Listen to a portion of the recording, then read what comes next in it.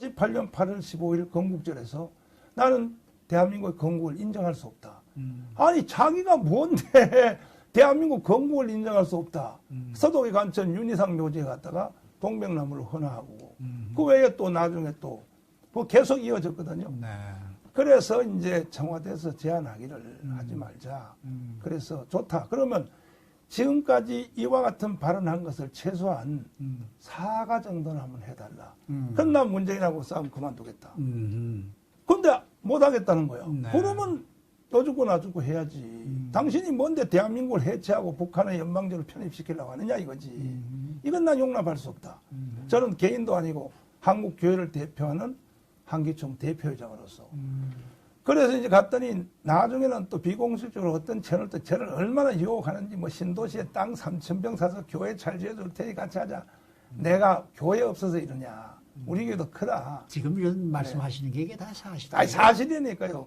뭐 검증을 해도 되죠. 또 이미 벌써 한국에서 내가 수없이 이제 말을 했고 그래서 결국은 문재인하고 이제 대결 구도로 가게 됐는데 지금도 저는 마찬가지입니다.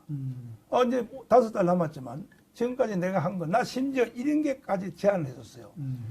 자존심상 사과까지 할 수 없으면 나는 비서들이 써준 원고를 읽었을 뿐이지 난 그런 내용인 줄 몰랐다. 그 정도라도 한번 해달라. 근데 현역 대통령이 그런 걸로 인해서 이렇게 정식으로 내가 잘못을 했었다. 내가 미스테이크다. 내가 이게 한 일이 이게 잘못된 일이다라고 긍정하기가 쉬운 일이 아니죠. 그런데요. 네. 그거보다가 더 강렬한 얘기는 이 얘기는 이제 한국의 최고의 헌법학자인 김학성 교수님한테 제주도 4.3 사건에 가서 문재인이가 도대체 어떤 반역 발언을 했는가. 요걸 이제 내 교수님 일부러 모시고 왔어요. 네, 내가 말하면 사람들이 정강훈 저거는 맨날 싸움밖에 안 해. 일까봐 최고의 헌법학자를 내가 모시고 왔는데 한마디만 딱 들어보면요. 네. 문재인이가 왜 국가 반역자인지를 금방 알 수 있는 지금 겁니다. 저 스튜디오에는 우리 강원대학의 로스쿨에 이 김학성 교수가 지금 함께하고 계신데 말씀해 주세요. 우리 저 문재인 대통령께서 문재인 정부가 행한 여러 가지 헌법을 위반하는 그런 조치들이 꽤 있어요. 간단한 것들이. 네. 예를 들어서 귀순한 북한 주민을 흉악범이라는 이유로 강제로 북송을 했단 말이죠. 네. 귀순한 경우 북한 주민은 대한민국 국적을 가진 자들이에요. 이유 여하를 불문하고 북송을 시킬 수가 없지요. 네. 또 하나 잘 아시겠지만 언론중재법을 개정해가지고 우리가 징벌적 손해배상을 가하려고 한단 말이죠. 네. 시도를 하고 있단 말이죠. 잘 아실 거예요. 네. 네. 그건 가짜 뉴스를 제거하기 위해서 유튜버라든지 개인 방송을 규제하기 위한 것인데 정식 언론을 이제 규제를 하고 있어서 언론 재갈법이라고 하지 않습니까? 네. 국제사회가 많은 이제 여러 가지 하지 마라 권면하고 있는데 지금 중단됐어요. 네. 네. 네. 또 하나는 코로나를 이유로 집회 자유가 전면 중단됐습니다. 네. 예배도 전면 중단됐어요. 네. 우리 헌법은 기본권을 제한하더라도 본질적 내용을 침해하지 말라고 그랬거든요. 네. 그렇다면 5개 집회라든지 예배도요. 네. 이 방역 지침을 준수하는 원칙 하에서 얼마든지 그 실행이 돼야 됩니다. 네. 네. 그걸 막았는데 우리 목사님 이제 방금 말씀하신 게 이런 뜻이에요. 이제 문재인 대통령이 작년 제주도에 가서 4.3 사건에 대한 추모를 했습니다. 네. 추모사 내용을 보면 작년 겁니다. 먼저 꿈을 꾸었다는 이유로 제주는 처참한 죽음을 맞이했다고 했습니다. 제가 볼 때는 국가 반역 세력에 대한 이보다 더한 찬사는 없다고 생각합니다. 네. 두 번째, 금년에는 한 걸음 더 나갔어요. 뭔가 하면 남도당 반란 세력을 진압한 군경을 국가 폭력이라고 얘기했습니다. 네. 그렇다면 대한민국의 정체성을 예컨대 문 대통령이 부정하는 발언이라고 생각을 합니다. 네. 그 자리에 경찰청장과 국방부 장관을 대동하면서 사죄하라고까지 했어요. 제가 볼 때는 헌법학자로서 우리 헌법 66조 2항을 보면 대통령은 국가의 계속성을 수호할 의무가 있습니다. 네. 그런데 정체성을 부정하고 이 국가의 계속성을 부정하는 행동이 아니겠는가 생각을 하는 것이에요. 네. 그러면 지금 남도당에서 행한 제주 4.3의 반란은 제 개인적인 생각도 그렇지만은 우리나라 공식적으로 2001년도 헌법재판소가 공식적인 판례를 통해서 1948년 4월 3일 날 발생된 제주도 반란 사건 남도당 반란 사건은요, 대한민국을 부정하고 그다음에 체제를 부정하는 국가 반란이라고 헌법재판소 재판관 9명이 일치된 의견으로 이미 확정된 판결이 있습니다. 네. 그럼에도 불구하고 문 대통령의 이번 작년과 금년의 추모사는 역사적인 사실도 왜곡한 것이고 헌법재판소의 판례도 정면으로 부정하는 것이기 때문에 네, 제가 네. 4월 말에 조선일보에다 의견 광고를 냈습니다. 네. 뭐라고 냈냐면 문 대통령의 제주 4.3 추모사는 헌법 위반이다. 헌법 66조 2항의 대한민국의 계속성을 부정한 것이고 자유민주적 기본질서를 지키라고 하는 헌법을 위반한 것이다. 라고 해서 의견 광고를 냈는데 네, 네. 우리 정강원 목사님께서 도와주셔서 조선일보에다 의견을 냈습니다. 네, 네. 네. 근데 이제 역시 학자님이니까 말을 고상하게 하시잖아요. 네. 근데 저는요, 바로 뭐 어떻게 하냐. 문재인은 국가 반역자입니다. 더도 아니고 덜도 아니고. 알겠습니다. 그래. 자, 오늘은 한국에서 이곳 미주 한인 사회를 방문하고 계신 한국 기독교 총연맹 대표회장이신 우리 전광훈 목사와 함께 이야기를 나누고 있는데요. 잠시 전하는 말씀 듣고 돌아옵니다.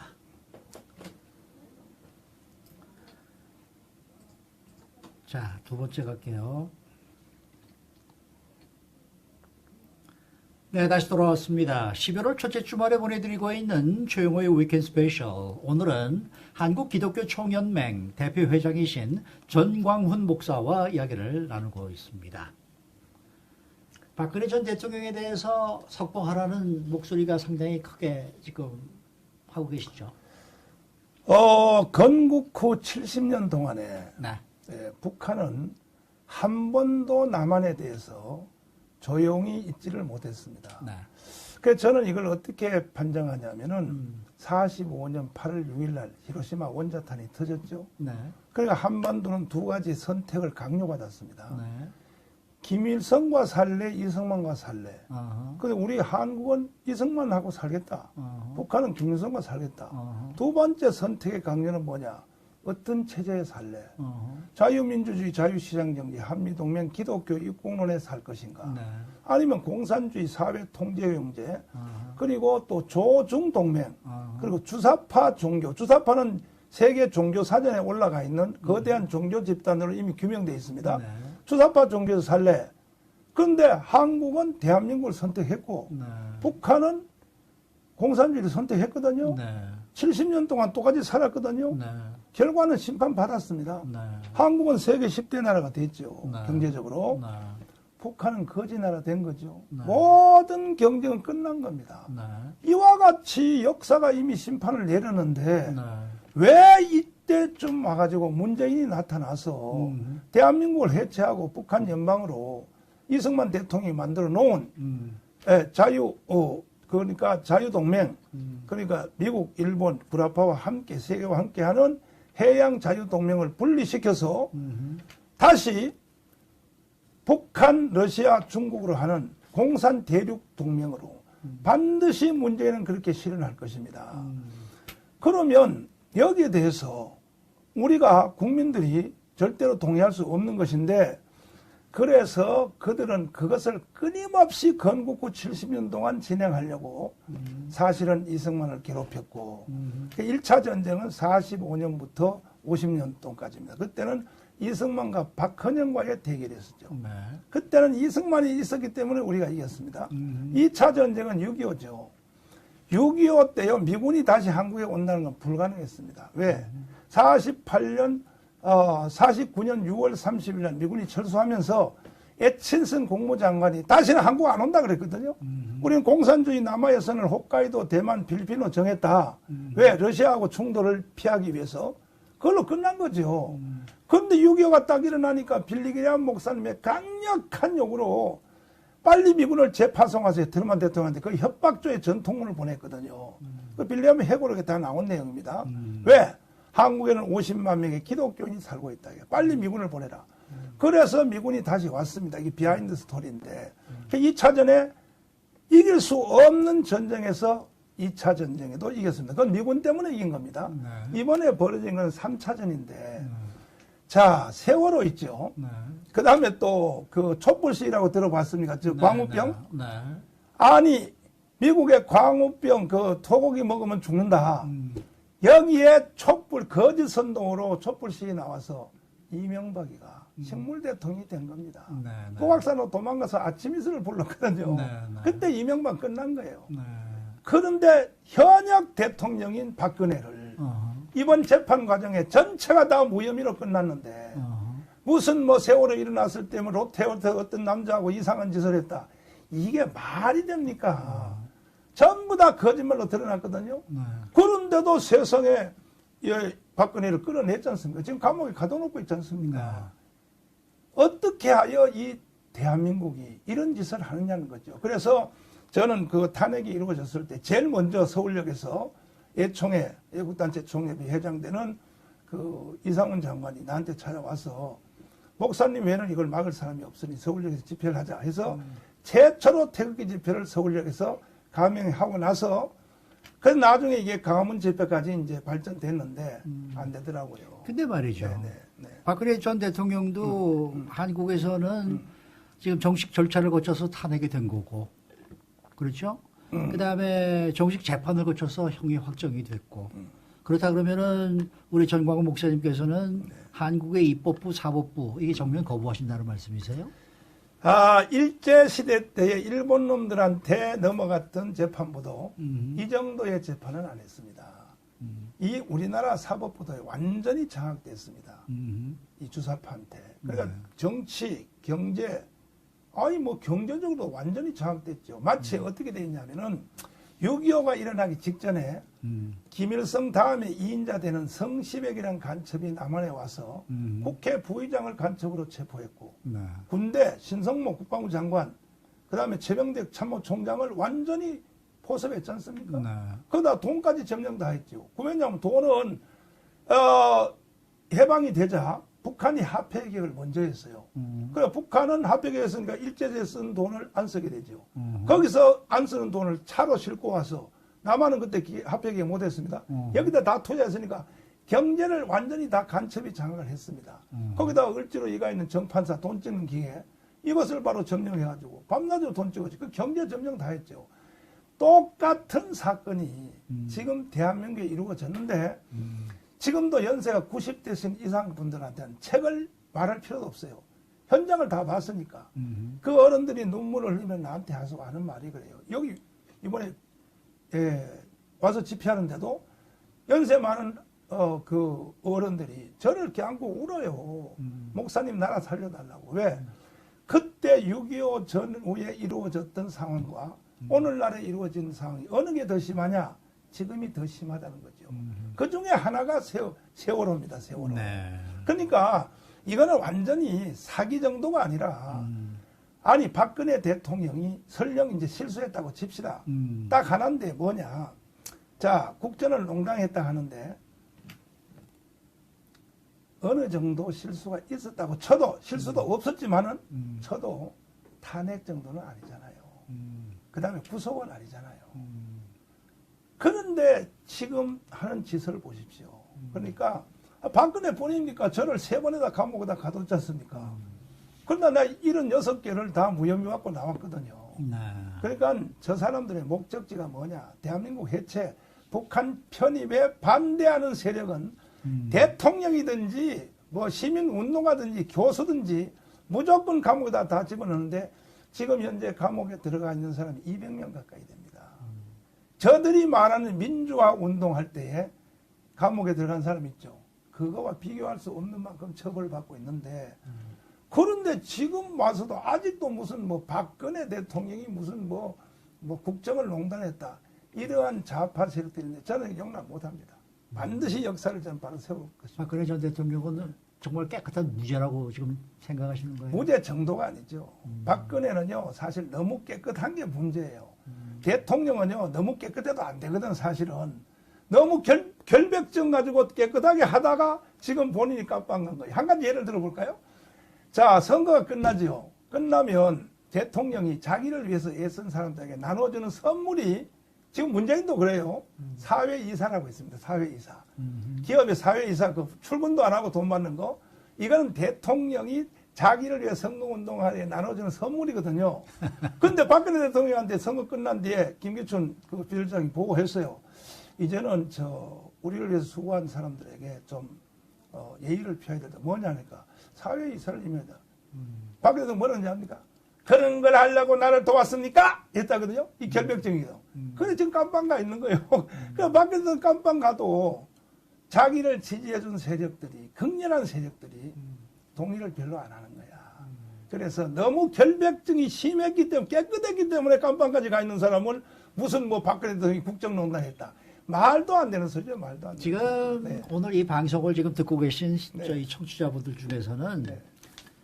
아이고 이제 안 들어. 그럼 끊어버리실 분도 많이라고 봐요. 물론이죠. 그렇죠? 네, 네. 아니 저 사람은 어떻게 맨날 와서 이런 얘기만 하고 있어. 그렇죠. 그렇죠? 한국에서도 마찬가지, 미국에서도 마찬가지. 도대체 이게 무슨 뭐 어떻게 일방적인 얘기만 하고 계신가? 정신 나간 사람 아니야? 뭐 이런 얘기도 하실 거라고요. 그렇죠? 그런 분들이 한국 안에서도 많이 있었는데, 있겠죠. 예, 있었는데 저는 거기에 대해서 끝없이 어떻게 설득했느냐. 자, 우리가 독일에 대해서 잘 봐야 된다. 독일이 아돌프 히틀러한테 속아가지고 독일은 기독교 나라 아닙니까? 네. 그 당시에 기독교 나라는요, 지금하고 또 달라요. 태어나면 8일 만에 무조건 루터교회 목사님한테 데려가서 세례를 받아야 돼요. 거의 국가교회 정도로 됐습니다. 이 정도의 강력한 기독교 나라가 히틀러한테 선동이 돼가지고 그 엄청난 성직자들, 다시 말해서 보네프 하나 빼고 나머지는 다 히틀러한테 넘어간 거예요. 네. 그래서 2차 세계대전을 일으키는 비극을 독일이 만들었다는 거죠. 네. 그런데 독일이 역시 한국보다 뛰어난 것은 뭐냐? 지금 절에 대해서 비판하는 그 애국 동포들은 잘 들으십시오, 여러분. 난 여러분들에게 좋은 말 들으려고 여기 온 게 아닙니다. 네. 선지자입니다, 선지자. 네. 선지자는 바른 말을 하고 돌에 맞아 죽는 거예요. 구약 성경에 보면 나는 선지자로서 이 시대의 진리를 말하고 돌에 맞아 죽어야지. 내가 뭐 여러분들이 좋은 듣는 소리를 할 것 같으면 선지자도 아니고 그런 말을 할 필요도 없는 거죠. 독일처럼 하자는 거야. 그때의 독일은 대전이 끝난 후에 아데나우라고 하는 기가 막힌 지도자 빌 브란트가 나타나서 자, 히틀러를 버리자. 나치를 버리자 해서 반나치법을 제정을 했습니다. 네. 그때 독일이 왜 한국보다 더 나냐? 독일 국민들은 바로 동의를 해버렸어요. 네.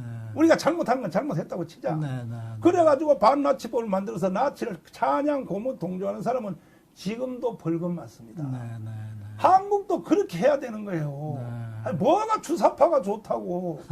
아니, 뭐 주사파 얘기만 하면 줄줄 빨고, 그거에 대해서 범죄다 하고 말하는 정강 목사는 돌을 던지고, 그러면 대한민국은 희망이 없는 겁니다. 그래서 이 방송을 듣고 계신 분들 중에서 혹시 저의 표현 방법이 조금 거친 것 때문에, 정강은 입말로만 저 소리 한다. 그러지 마시고, 내용을 잘 들여다보시면, 감히 제가 방송 중에 이런 말씀을 쓰면 무례한 얘기지만은 선지자 정강훈 목사 말을 들으세요.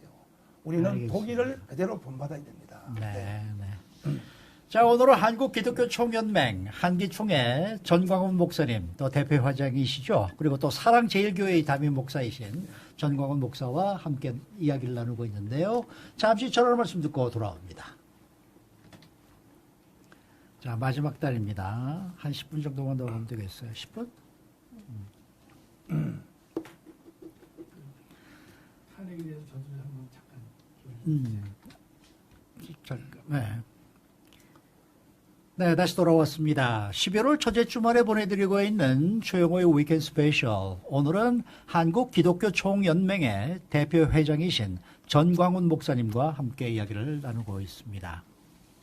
목사님. 교회와 정치는 좀 분리되어야 된다는 생각은 안 하고 계세요? 그 말씀을 드리기 전에 저는 한기총 전 대표회장. 아, 지금은, 그러세요? 네.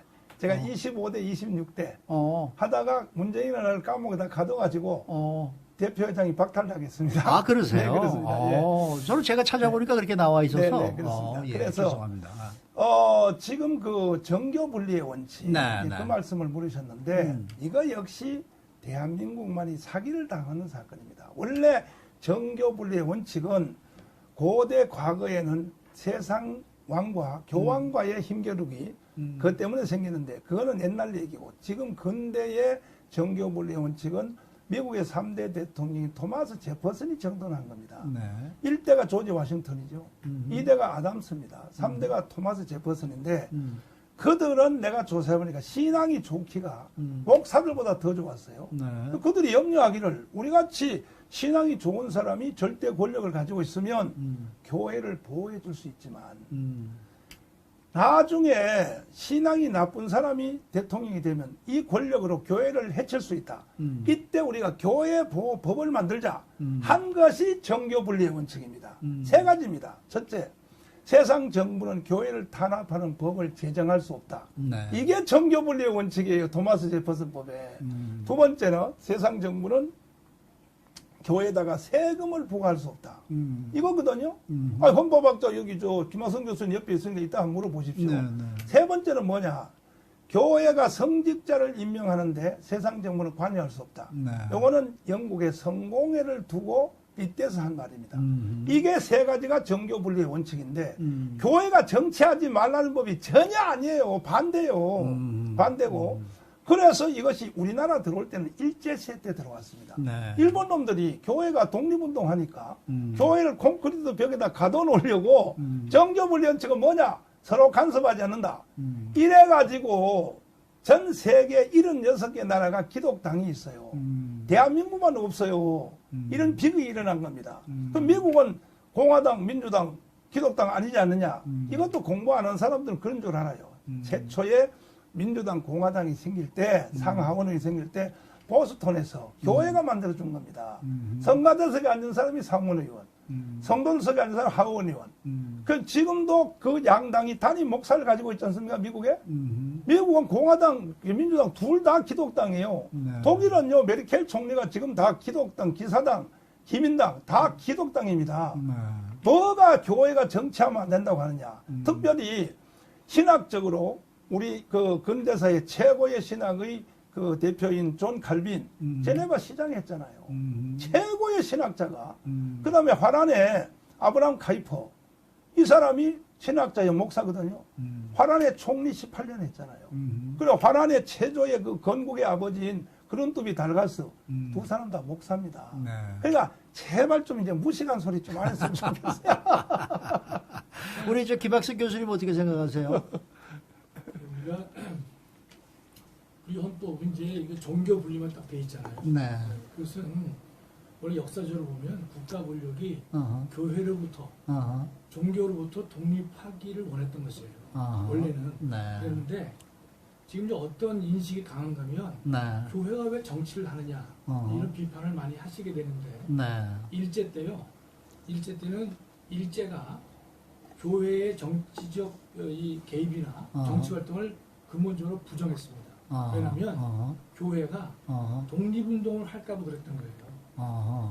일제 때 그 교회가 근데 좀 저항운동을 하고 네. 독립운동을 하게 되면 상당히 불리하지 않습니까? 네. 네. 그래서 종교 분리를 해야 된다. 그게 강제를 많이 했던 것이죠. 네. 네. 그런데 하나 간단히 말씀드리면 그런데 우리가 교회가 있는데 네.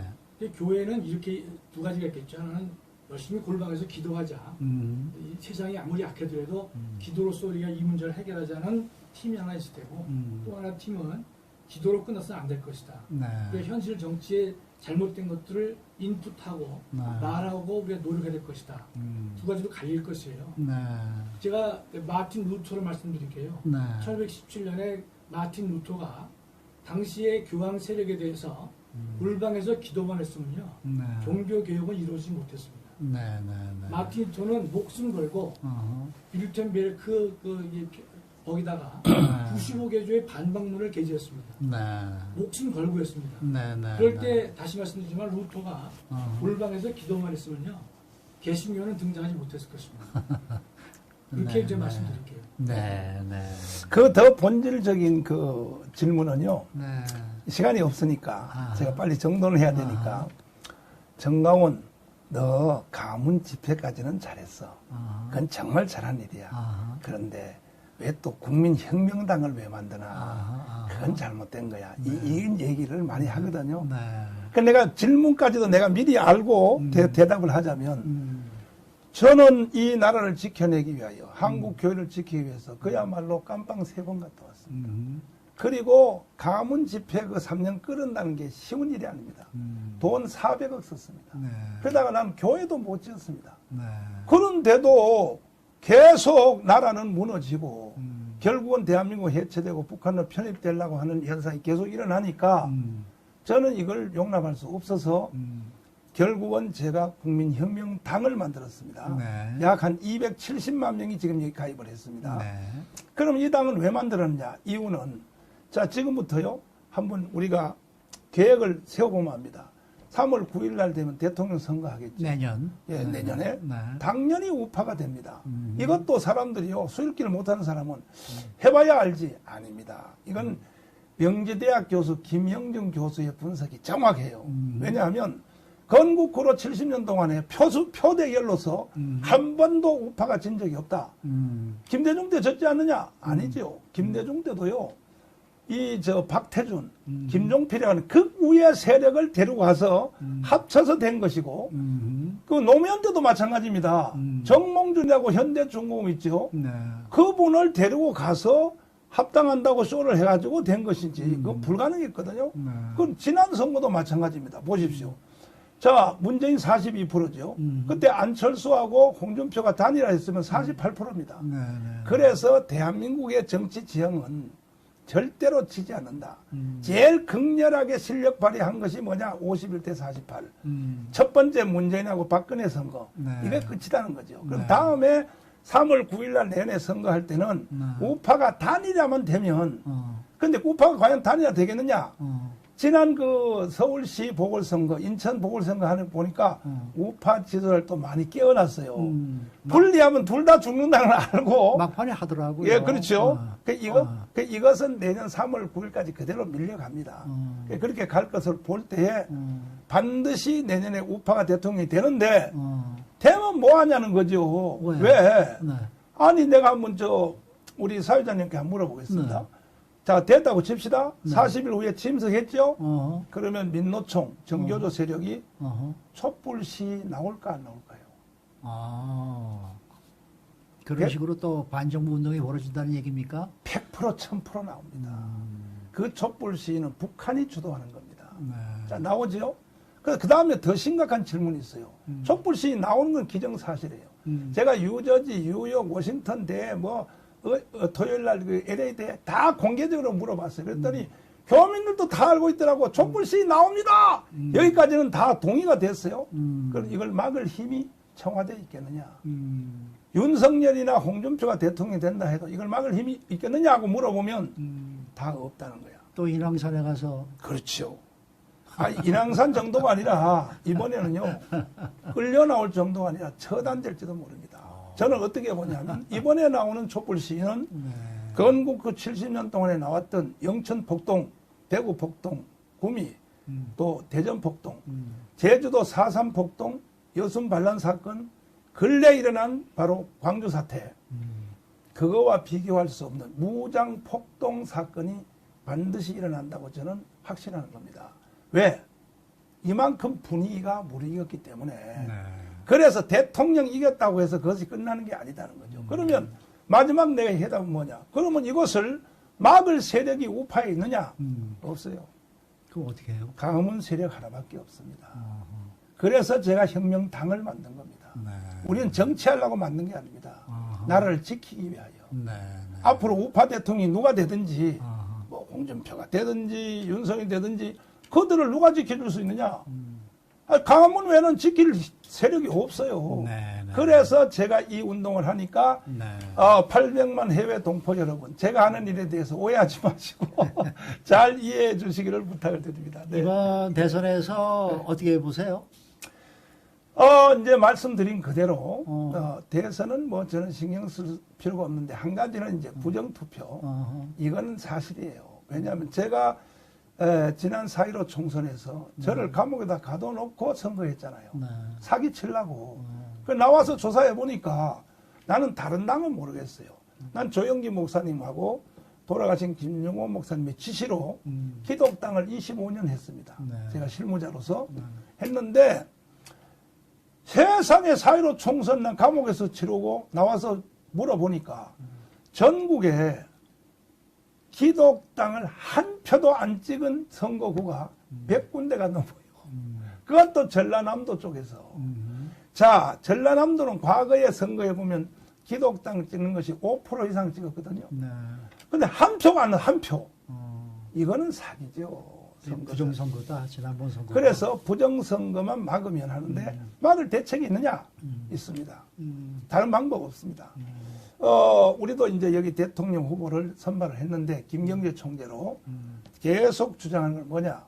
투표 끝나면 불란서식으로 끝나자마자 현장에서 개표하자는 거지. 뭐 나중에 투표함을 이동시켜서 뭐 하지 말고 바로 까자는 거지, 그 자리에서. 바로 까고 요것을 바로 우리 시민단체가 철저히 감독하면 부정선거 중국 아니라 북한의 해킹 부대가 자동원돼도 얼마든지 막을 수 있다고 생각합니다. 알겠습니다. 시간이 좀 더 많았으면은 네. 더 이야기를 좀 듣고 싶은데 네. 벌써 여기서 다 됐네요. 제가 한국에 갈지라도 네. 또 유튜브로 네. 또 저를 출연 많이 시켜 주십시오. 네.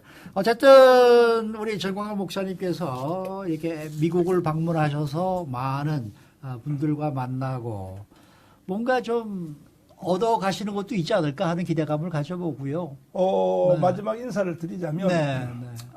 전 세계 800만 해외 동포 여러분, 대한민국은 이승만이 세웠고 박정희가 일으킨 나라입니다. 지금 대한민국 사람으로 태어나서 이승만, 박정희 혜택을 안 본 사람은 한 명도 없습니다. 그런데 왜 두 대통령을 저주하십니까? 좌파도 좋고 우파도 좋지만 난 이번에 미국 전역을 순방하면서 보니까 미국의 교포 중에는 좌파 한 명도 없어요. 왜 없냐? 이거 물어보면 알아요. 이제는 좌파 우파 뭐 경제적 수치 뭐 분배 이걸 가지고 좌파 우파 말하면 안 되고 주한미군 철수 찬성이냐 동의냐. 그런데 다 문파들도 실제 문재인 파도 주한미군 철수는 반대라는 거야. 그러면 우파인 거예요 다. 그러니까 대한민국은 우파 좌파도 없고 대한민국 주의자들만 존재해요. 모든 교포들이 다 그래요. 그렇다면 우리는 이 주제 안에 다 하나가 돼야지. 왜 남의 나라 와서 살면서 왜 여기 와서 왜 좌파 우파 우리 민족끼리 싸워야 되냐 이거지. 예. 그래서 우리 다 하나로 힘을 합쳐서 우리의 최후의 마지막 목표인 자유통일 꼭 우리가 이루어내야 되는데 아니 미국의 남의 손님들이 아이비리그 교수 뭐 엘빈 토플러 아니면 조지 프리드먼 박사 그리고 또 하버드 경제학 교수 로버트 베로가 뭐라고 말합니까? 논문, 강연 뭐 수도 없이 말하기를 한국이 만약에 대한민국의 헌법체제로 북한을 통일되면 2050년에 가면 우리가 하는 말이 아닙니다. 미국의 최고의 학자들이 미래학자들이 미국 다음에 한국은 G2의 나라가 2050년도에 간다. 더 흥분되는 말은 뭐냐? 그랬을 때 대한민국이 한국 체제로 통일이 될 때 반드시 옛날에 자기 나라 땅인 중국의 동북 삼성, 흥룡강, 연호성, 길림성을 다시 찾으려고 덤빌 것이다. 그때 자기 나이가 94세인데 그 학자들이 나는 그 현장을 한국 가서 한번 보고 싶어 하는데 그때 동북 삼성이 누구 나라 땅이 될지를 흥미롭게 볼만하다. 이렇게 아이비리그 교수들이 말을 하는데 당사자인 우리는요 지금 주사파한테 빠져가지고 허우적거린다면 이게 무슨 문제가 있는 재앙이 있습니까? 알겠습니다. 네, 그렇습니다. 네. 오늘 말씀 잘 들었습니다. 네. 그리고 돌아가시는데 아주 편안한 여행 되시길 부탁드릴게요. 감사합니다. 그리고 고맙습니다. 오늘 김학수 교수님도 오늘 말씀 대단히 감사하게 잘 들었습니다. 감사합니다. 네. 자, 여기까지만 갑시다. 아이고, 수고 많으셨어요. 감사합니다.